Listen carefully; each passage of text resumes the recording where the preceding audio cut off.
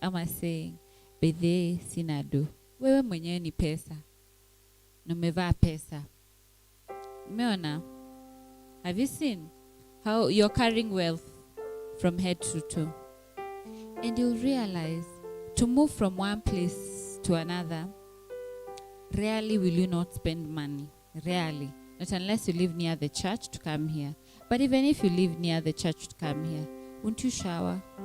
You think that water is free? Ni akanjo, utalipia. Ukiasha stima, ndio ujione kwa mira, kwa umeng'ara. Iyo stima unalipia. Are you getting? Maybe if you're praying and fasting, you won't eat. So maybe you won't have an expenditure for food. But probably, you will use transport to come here. And if you'll not use transport to come here, you know you cannot come to the house of God empty-handed. Lazima utakuja na sadaka. What am I saying? Money is flowing, eh? Unaona? And you'll find, in most cases, somebody please get me some warm water. Sorry.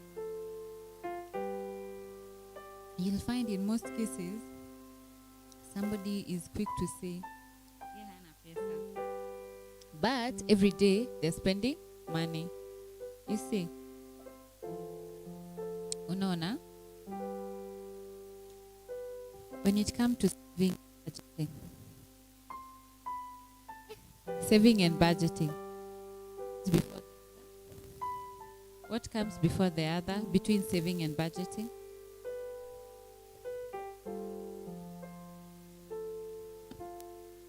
Thank you. What comes before the other, saving or budgeting? Oh, I don't want chorus. I want somebody to explain why. Just volunteer. And not the ones who had described their price. I want to hear from someone else. Why? Why budgeting before savings? And what is budgeting? Volunteer. I want it to be interactive. When it's interactive, you'll remember. But when it's a lecture, it's story.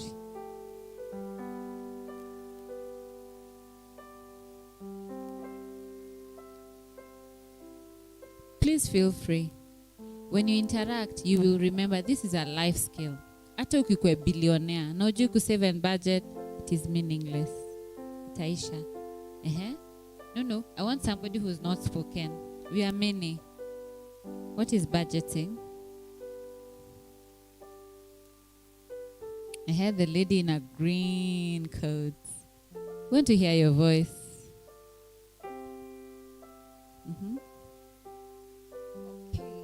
So conversant with finances, so I would give a wrong answer.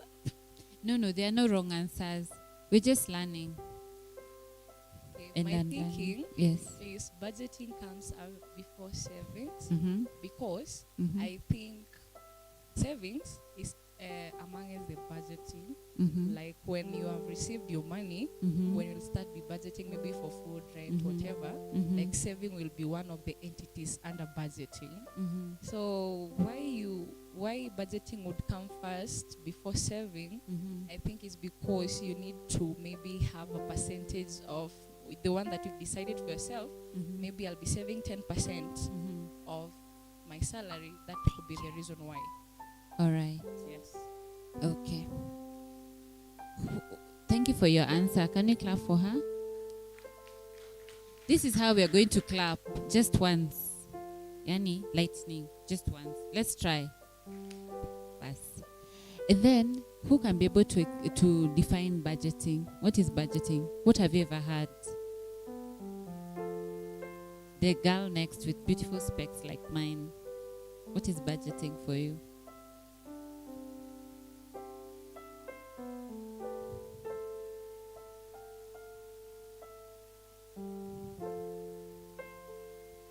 Umepita?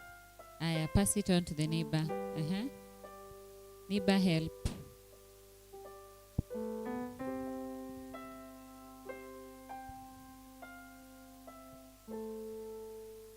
When you get out of here, you know where you're going, right?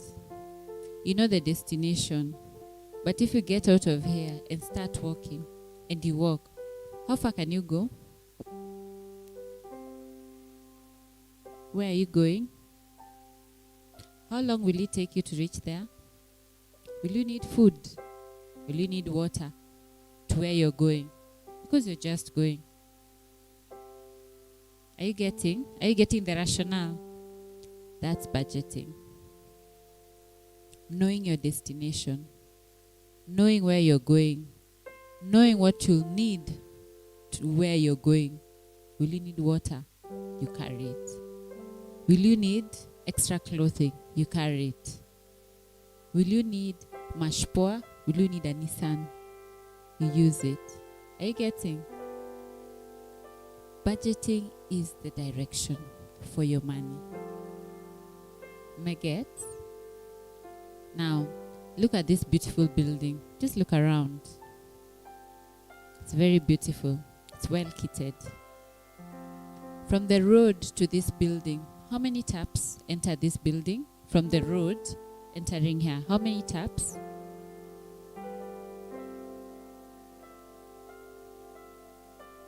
Not taps, sorry, pipes. How many pipes enter? All right.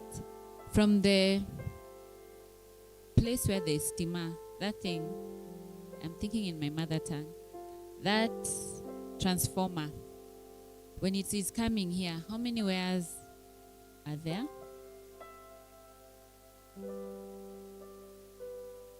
It's usually one.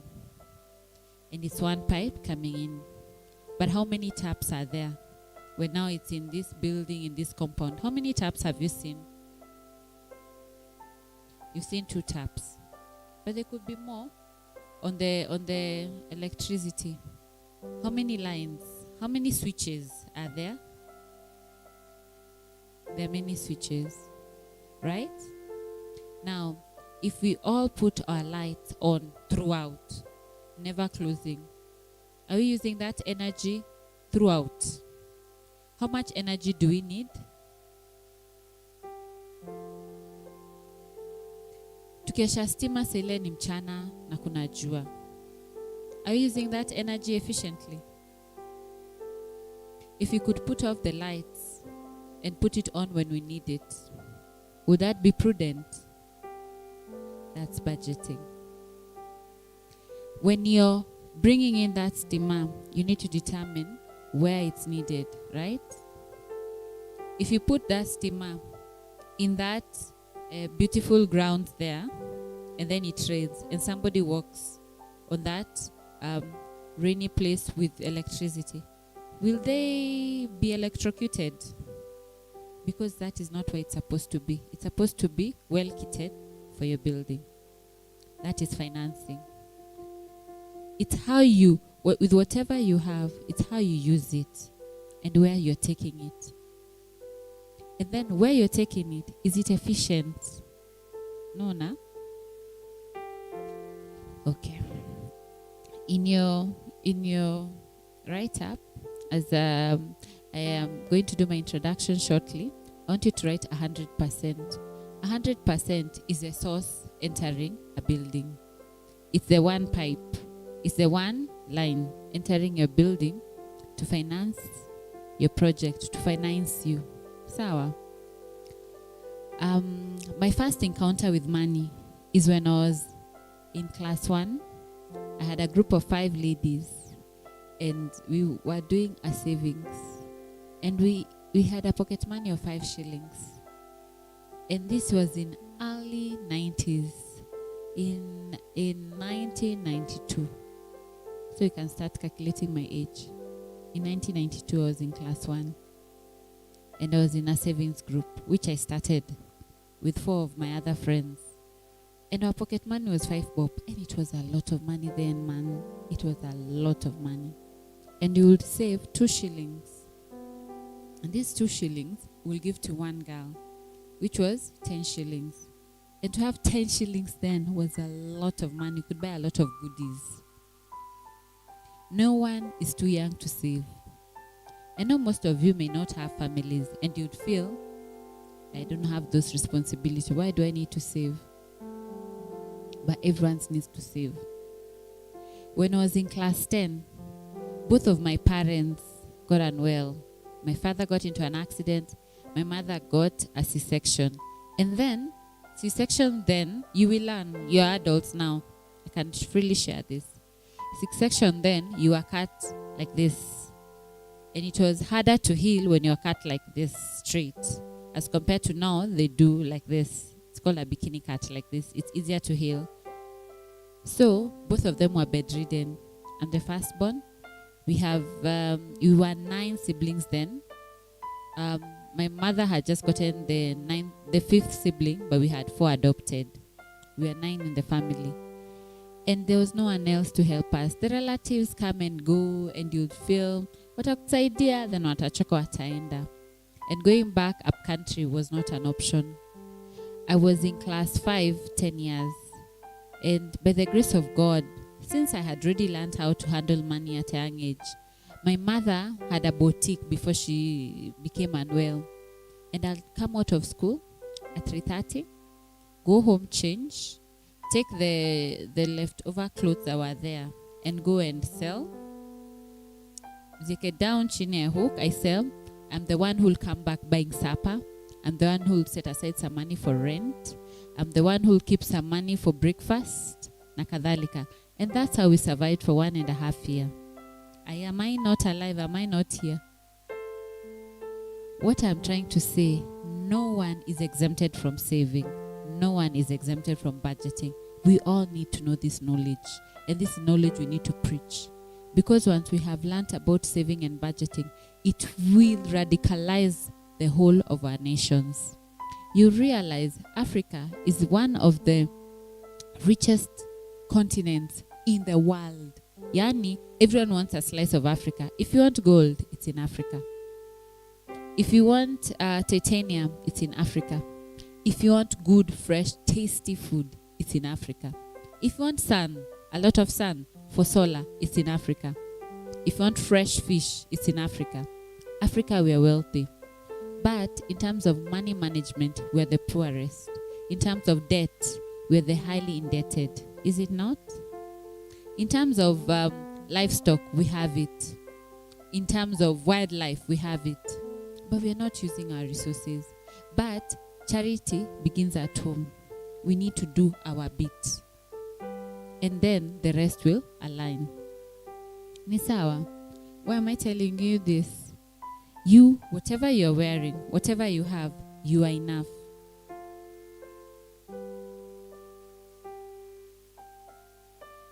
Now, I had told you guys about 100%. Meandika, in that 100%, the first principle of money for a Christian, the first thing you do when you get your money is to pay back to God 10%. Sawa? That we all know, right? Then after you've paid your 10%, you need to pay yourself first. Why are you paying yourself first? We have been able to clarify how much each of us are worth from head to toe. Nywele, mavazi, viatu, kucha. Everyone is looking on how they're going to get money from you. But you yourself, how much money are you trying to remain with? Because everyone wants your money. Are you getting? That's why you pay yourself first. Pay yourself first after you've paid your tithe. You get? So, after the 10%, right, 30%, that's the minimum you're supposed to be saving. And I'll explain that 30%. Just leave some space. After the 30%, put 5%. 5% is money that you're supposed to give back to the person who raised you. Why? Be it your parent, be it your guardian. Why? There are blessings and there are doors that will only open from the blessing of a parent. What does the word of God say about honoring our parent? What will happen to our life? Where was that, Mike? Somewhere? All right. Somebody please tell us, what is the blessing and what is the honor that comes with honoring our parents?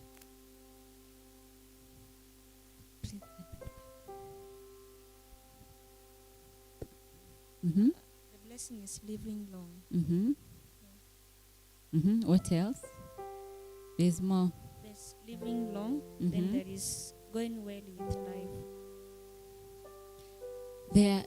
When you say it may be well with you, what well means there is favor that will open for you, that you do not need money, or you do not need someone, that can only come from the blessing of honoring your parent.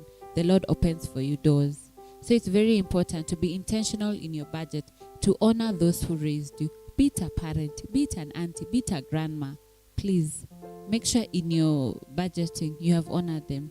And right now you may say, I don't have a lot of money to honor them. But imagine how sweet it is that umebaya mama yako airtime yaso. I am telling you that 100 bob to your parent means a lot. Not because it's a big airtime, but because it came from my child. Nugget. Then write 2.5%.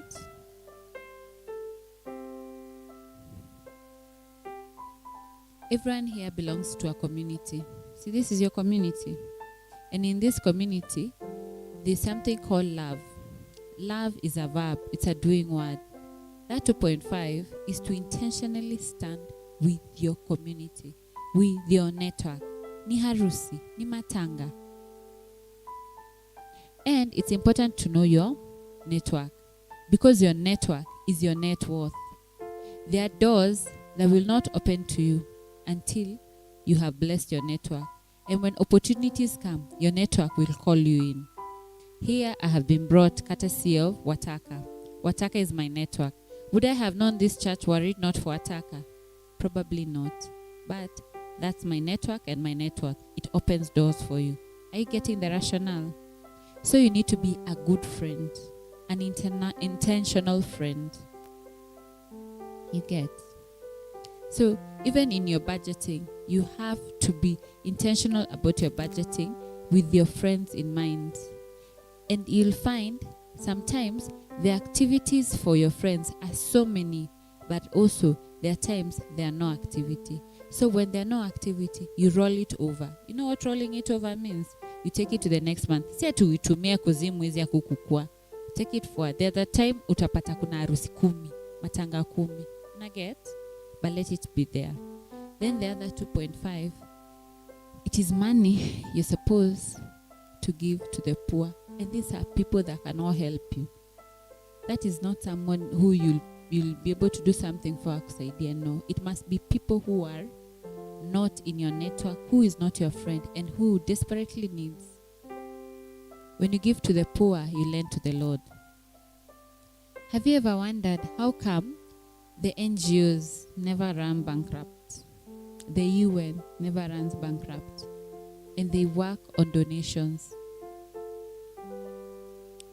Unfortunately, you forgive me for my next statement, but if you go around the mosques on Friday, and if you go around the temples where there are Indians, you'll find there are always poor people who have come to look for alms. Alms ni kusaidiwa, food, just something. You get? Why? Whoever gives to the poor lends to the Lord, and the Lord knows how to pay back. Na si atupeane, then weke kwa social media. When you do that, your reward is in full. But when you do in secret, the Lord will bless you in the open. And there are some blessings you will never get until you help the poor. There are blessings you'll never get until you do a sacrifice to help those who are in need. I'll give you 2 examples. How many you know of Dorcas Tabitha?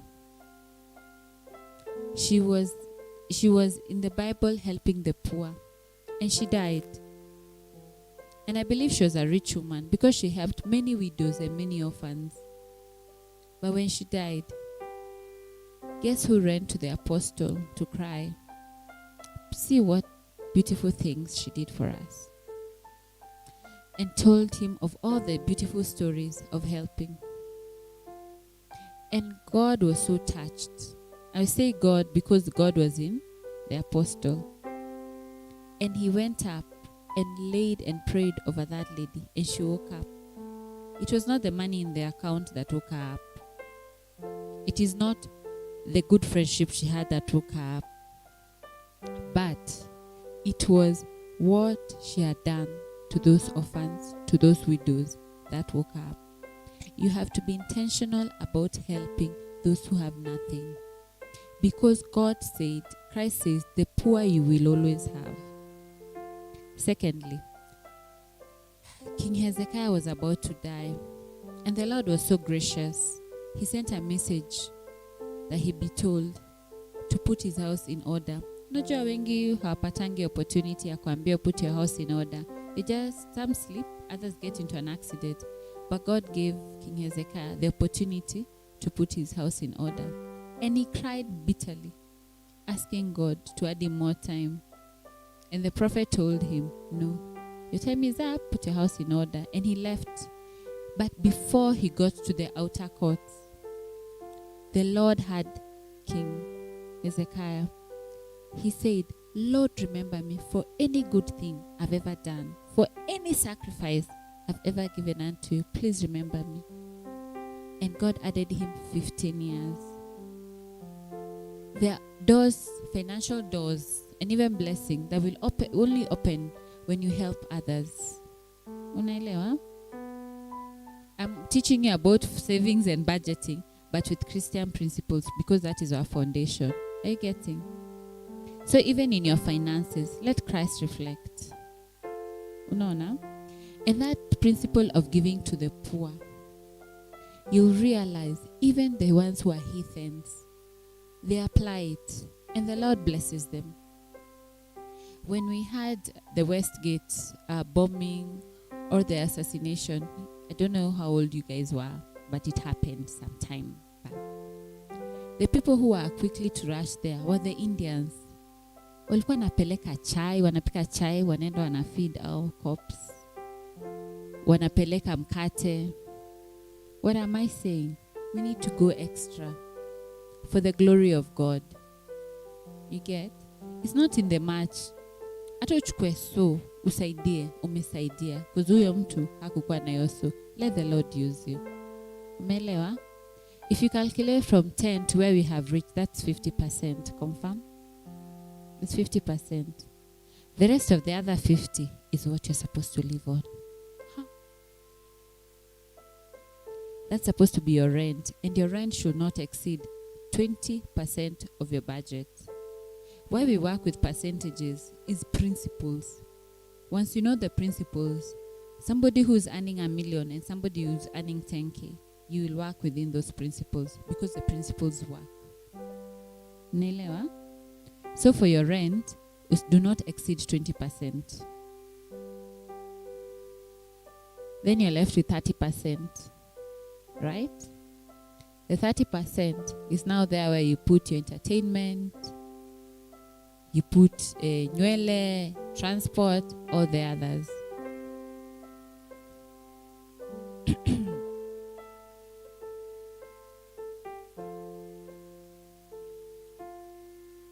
The other 30%, we don't usually define it too much.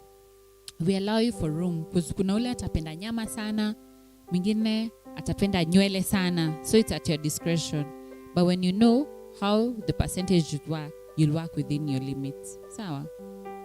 Let's go to the 30%. The second tab, uko juu. 30% is 30 because of 3 things. The first one, the first 10% in the 30% is for your emergencies. What we are doing is budgeting, yeah? For those who have not caught on, we are giving our money a destination. We are telling it where to go. Sawa? The first 10% is supposed to be emergencies. Emergencies you will always have. It is part of life, and you have to provide for it. Sawa? The most profitable business in Kenya, who knows? And you win yourself airtime of 100 bob. No, not the company. What business? What is the most profitable business that inaguzia pesa? Huyu anajua, amekuwa training yangu.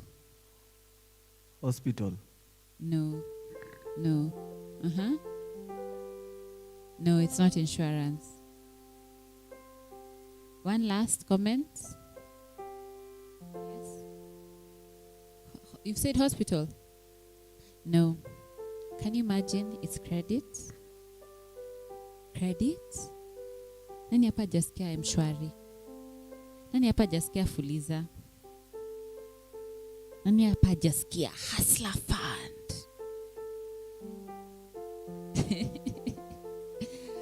Tala branch. Yani, this business is so profitable that almost all the African countries are in debt with IMF, with World Bank. Credit, debt. Mnaona? Do you know Mshwari, the interest on Mshwari is 5% per month, right?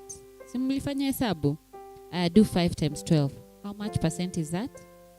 60. Do you know Fuliza's interest?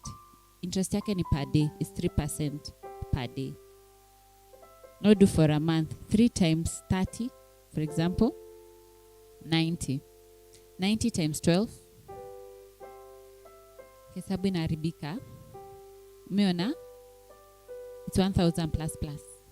Umeona? What am I saying? We need to provide for emergencies because these businesses are thriving because we are not providing for emergencies. If you have provided for emergencies, mtapata na wapi na Fuliza, mtapata na wapi na Mshwari.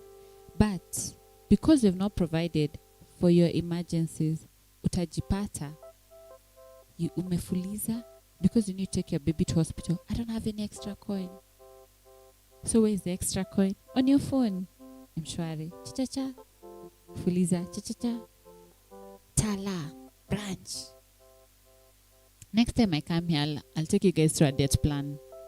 Debt plan management. Unaelewa? When you start fulizaing, I've given you an example of these interest rates. Now, at least those ones are defined and they are known in the open market.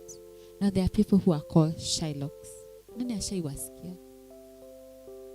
Now, those Shylocks, their interest rate increase every month by more than 100%.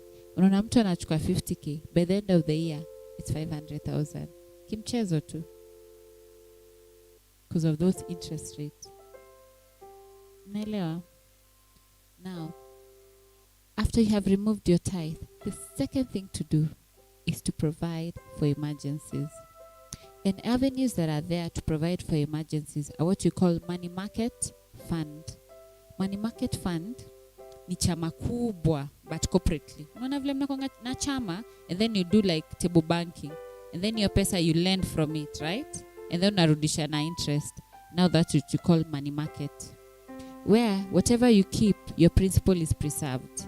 And when you need your money, you're given back with interest, and the principal is secure. However, how much money is enough for an emergency fund? Who thinks? How much money do you need? How much do you think is enough for an emergency fund? Second airtime on the table. How much money is enough for emergency fund? How many months? Okay. Nani hapa COVID alikuwa Kenya? What happened is for a year or two, people did not have stable income, right? But those who had savings were able to survive better than others, right? So for emergency, you calculate the amount of expense you have in a month. For example, your expenses, not the income. The first thing is to calculate your expenses. Provide for expenses, then the income will come later. If your expenses are 50,000 per month, you're supposed to save that times 14 months. Why? That's the target. Why? 2 months of that emergency saving should be in your bank account, earning no interest. Imelala too, because it's emergency. When you need it, you got it. Are you hearing? Are you getting? The other 12 months is supposed to be in a money market fund. Earning new interest, but it's your reserve. Unajua reserve? Reserve ni, when you look at the camel, I'm sure you saw this in school. When you look at the camel, it has a hump. The hump is its reserve. When there's no water, the fats that are in that hump inaweza tumika until ipate food ama maji tena. But where is your reserve? Savings is a godly principle. Look at the ants. The word of God tells us they're always working, saving, because the winter is coming. I know everyone here has ever tasted honey, right? But tunajua mnaibia nyuki. Iyo ni reserve yake. When they actually are making a reserve when there is drought, ama when they can't get food, they'll be able to eat the honey. Are you getting? Naelewa? How come? Those are vitu ndogo. Wewe na nyuki, wewe na ant. I can't remember ant in Swahili right now. An ant, siafu, thank you. Wewe na siafu, nani mkubwa? Nani ana akili zaidi na knowledge na wisdom, lenda shule and all those good things? But how come they are keeping a reserve, we are not? Are you getting the rationale? How important savings is. Now I'm already speaking about savings. Now we have already done the budgeting. Now we are on savings. I'm coming back to describe savings. As our dear sister was able to tell us, you first budget, then you from the saving is a component of budgeting. Now we are describing savings. Is it hitting home? Once you have kept your emergency saving expenses for 14 months, now you start, see, you umeshafikisha your target of 14 months. Now you go back and start now saving on income. So it was saving on expensive 50%, for example. Now you start trying to save on 100%, meaning whatever net income you're getting times 14. Unaelewa? Nimewapoteza? Mwapoteza? The target is to save your expenses for 14 months in income. Now, your expenses, the 50% of your income. Now, after you've hit that target, you go back and try to save your income, 14 months of your income, meaning 100% of what you're getting. Umeelewa sasa? Why? If you realize once you have a reserve and push comes to shove, you'll be able to extend that reserve longer than the 14 months. Umeelewa? If you're eating thrice a day, you'll eat twice to survive longer. You're getting? What are the disadvantages of not having a reserve? Stress, depression, high blood pressure, diabetes, kumaka. What is kumaka? Kushtuka. Unaona? Kai, kesho. But when you have a reserve, you'll be able to have options. Hakuna mtu atakuja kukutingiza. Why? If the job you're with haikusaidi, you can be able to give yourself grace to move out of that job and look for another one without kusumbuka. You're getting? Because you have a reserve. But if you do not have a reserve, you'll be able to go through a lot of stress because you're not happy where you are. So reserves and saving gives you options. Are you getting? When you have a sick child, you have options of where to take them. But when you don't have a reserve, sutenda ile hospitali ya Kanjo iko karibu because you don't have options. Are you getting? Are you getting the value of saving? So the first 10% is emergency. And you're not supposed to save all of it at once. That's why there are principles over time. You're creating a discipline. And how much money do you need to start to be able to save 500 shillings? You're getting? Or you can even go further. Wewe mwenyewe, how much can you be able to get from your hustle in a day? put 20 bob, put 100 bob, keep a reserve. The second 10%, it's supposed to be short-term investment. I know all of us here remember 10 years ago. Do you remember your 10 years ago where you are? I promise you, and I kid you not, your next 10 years is as close as your last 10 years. Itapita tu. Like this. Like this. And if you don't plan yourself, if you don't put in place boundaries, financial boundaries, intentional savings, utashtukia. Whatever age you are, let's say you're 19, you'll be 29 in a flash. And then you'll be 39. Then you'll be 49. Then you'll be retiring. You getting? My first saving plans in my first job, I was earning $250 per day. And the HR had somebody come like me. Akatuelezea about saving and everything. And I was able, she told me, you must start, even if it's the smallest plan. I started with a plan of 1,500. And she convinced me, what is 1,500 to you? Hiyo ni kiatu, kibeti, nywele. Hakuna hapa mtu yake from head to toe ilikuwa 1,500. It was all above. Right? But that 1,500 per day unajua ni pesa ngapi? For example, it's 50 bob. Are you getting? Money is emotional. You must be willing to give it an assignment. If you don't give it an assignment, pesa ni it's like when you have your friends, they will always know when you have money. You just smell money. Your face just glows. You look money. Nitajipatia shughuli, kajava, kapizza, katop, ukipita mahali. Even those hawkers know. Ule ana pesa, ana smile tu, anaiangalia. Kwanza nataka tu uangalie tu once hivi, anajua wewe unadu. Kujua ununue. Are you getting? So the second one is short-term plan, short-term investment. And it ranges from 10 years, 15, a maximum of 20.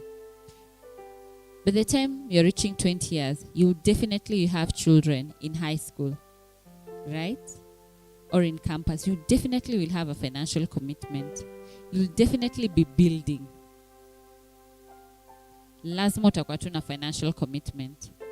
So you have to save for it now. The third thing, the last 10% is your retirement. Manze, you guys are lucky. I know the pastors will agree with me.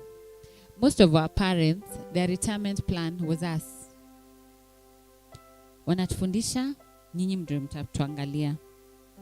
But most likely, your children will not have that grace for you. That by the time they're retiring, wako kwa budget yako. Wewe uko kwa budget yao. Very highly unlikely. Because you're moving from a community sort of environment to individualism. Unaelewa? You're easily able to hang out on your social media than you're able to hang out when you go out to shosho, when you go out to your aunties. Maybe you do once in a quarter or once in a year. So those bonds, the bonds that we had are not the same. Si ilikuanga tukifungwa hivi, tumefurushwa kwa our grandparents. You don't have the same bond, especially for not our children, your children. Because our children are you guys. So your children will not have that bond. So you have to prepare for your own retirement. Na vile nye mezoea Nairobi, wewe unajiona ukilima, ukienda kufuatana na ng'ombe na mbuzi, kwenda kwa katia dhara. You guys are the modern parents. It's very unlikely you'll be able to go back to up country. And if you do manage to go, it will be highly unlikely you're going to integrate into that environment of being a farmer easily. It's possible, but I've said easily. Utastrain. And most of you will be shoshos and gukas in the urban settlements. True or false?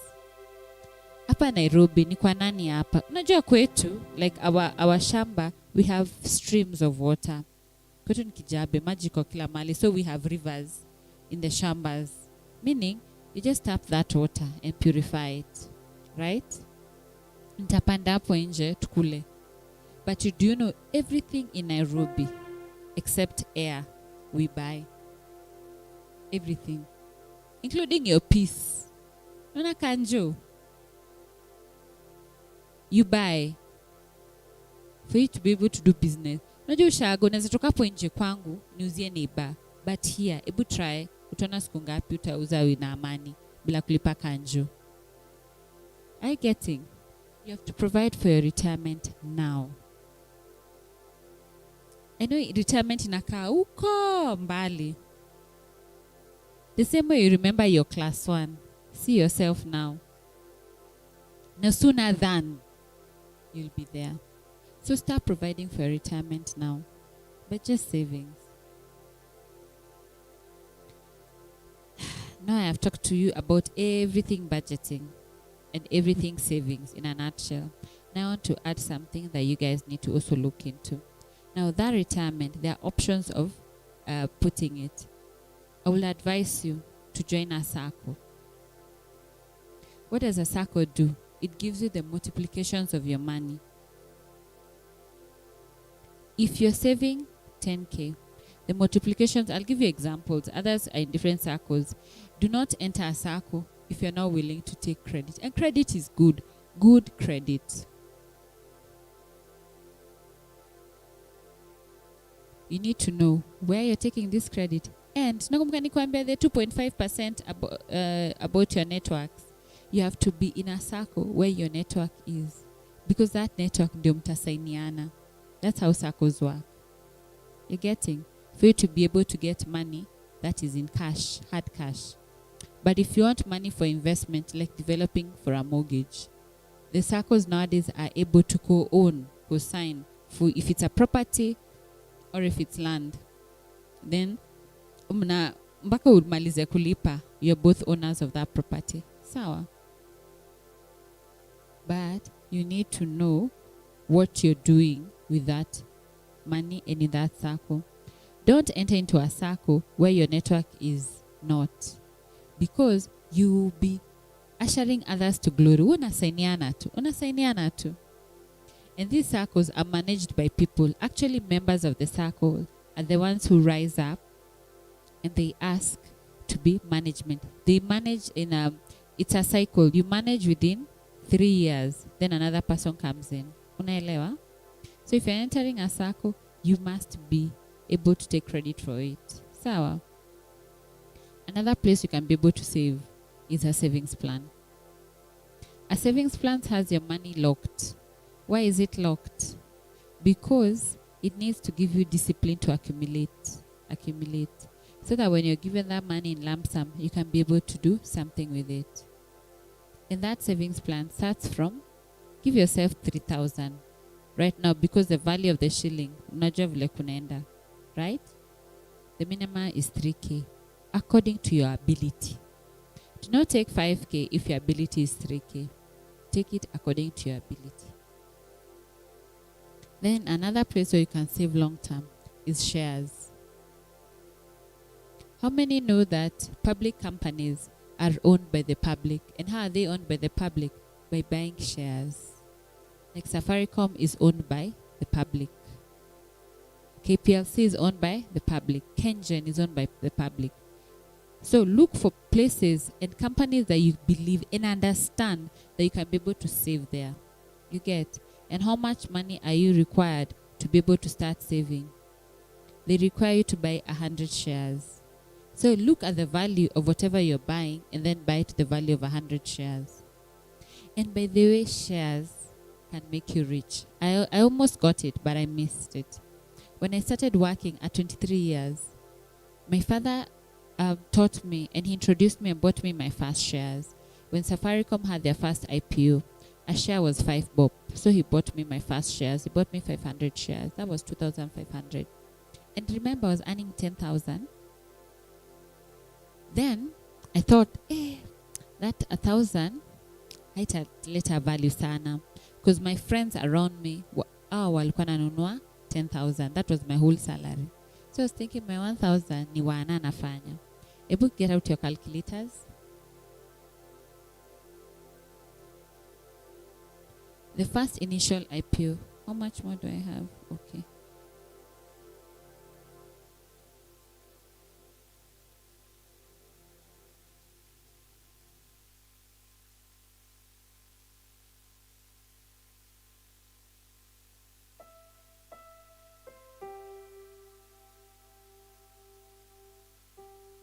The first initial IPO was 5 shillings. Then watu wakasubscribe, wakanunua. The market became bloated. After it became bloated, the money, the value of the share went to 3 shillings. Si yangu ni thao. Nikatharau thao yangu. I didn't continue. But my friend did. So with 1,000, akaanza kununua shares. And the share was 3 bob. So she bought, that price stayed like that for around 3 years. Now do 1,000 divided by 3. It's around 300. Do 300 times 36 months. It's how much? 12,000. Add my initial 500.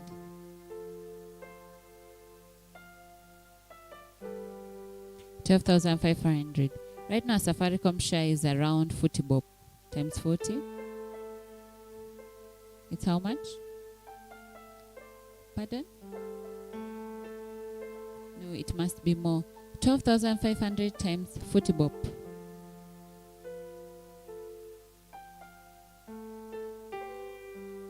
Nanipoteza.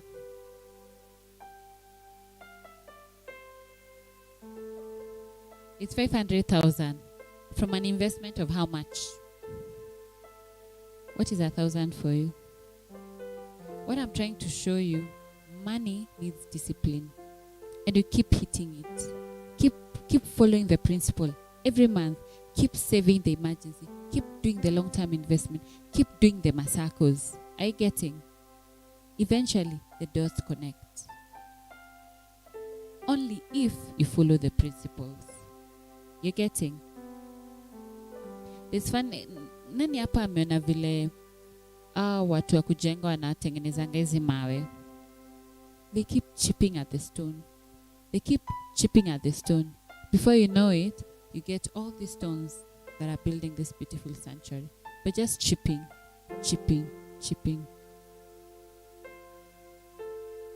There's some musicians, I'll not mention the name because they're secular. They had a lot of wealth. Then suddenly they became bankrupt. And they're going to the investment manager asking them, how come we are bankrupt? But you realize, in as much as you own a lot of wealth, if you keep mismanaging, they'll reach a time that source will dry up. Are you getting? But if you keep investing and keep doing the right thing at the right time, in the right place, in the right way, the dots connect. Unaelewa? There's no way you can reach Form 4 without going through Class 8. And there's no way you reach Class 8 without starting Class 1. But eventually, if you start Class 1, do what you're supposed to do, utamaliza Form 4. Are you getting? Now, there are 4 terminologies I want us to note today. Assets, liabilities, cash flow. Sorry, I'm talking. I try to catch up on. I have so much to say. I'm trying to manage everything in the short time. Assets, in regards to finances, savings, and budgeting, is something that will bring value to your pocket and money into your pocket. I'm saying in terms of not the CPA form. You know, you can have a house and it's a liability to you. Liability is something that removes money from your pocket. Yani wewe unaigaramia.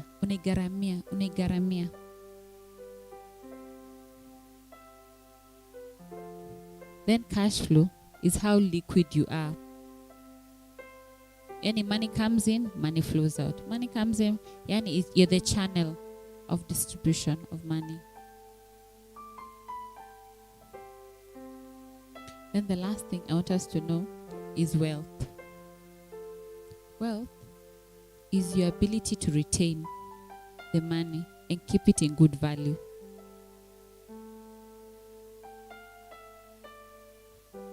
I want us to give each other examples with those descriptions.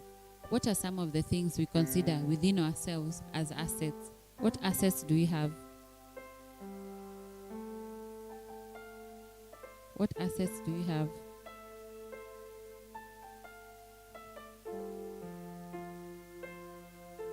You'll be very shocked. I can say this is my asset, my phone. Why? Because I use this to communicate to my clients. I use this to tape my recordings. I use this to meet my clients through Zoom, through Google Meet. Through it, I'm able to get my cash, right? To someone else, this is a liability. Why? You're always buying data for it. You're always buying airtime for it. Are you getting? Mnaelewa? To someone else, cash flow is that ability. You have a means of income that is able to bring you money, liquidity. You can be able to pass your money through it. So, if you do not have cash flow, you'll find that our parents wana mashamba mingi everywhere. Huko Kitengela wapi. But ukimwitisha thao ama thao mbili hana. But amejaza mashamba. But those mashambas are not bringing them money. So even in your investment, you need to look for somewhere that is bringing you a bit of cash flow. Like the money market was telling you the interest. Every month, kuna pesa inagonga, your savings increase. Are you getting? Meaning you're able to build your cash flow. On wealth. Wealth is not, it's riches, but it's not only riches. It's something that can be able to retain the value of your money. Unaelewa? There's something I want to teach you before I go to the question and answer. Something called treasury bills, treasury bonds. The richest person, the richest person may not necessarily be a human being. The richest person, quotes, is a government.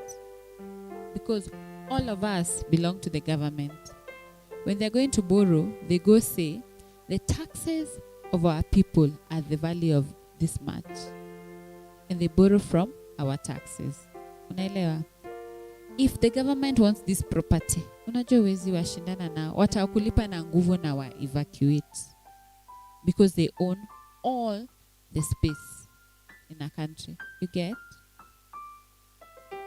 Why am I saying that? Treasury bills and treasury bonds is where the government gives us an opportunity to invest with them. A treasury bill is a short-term investment that the government gives you an opportunity to keep your money. It ranges from 50,000 to 100,000. It may look like a lot of money, but it's not. You're more than 50 youths in this church. Mkishikana unajua mnaweza kwa mnabuy treasury bill every month. For long term. Treasury bill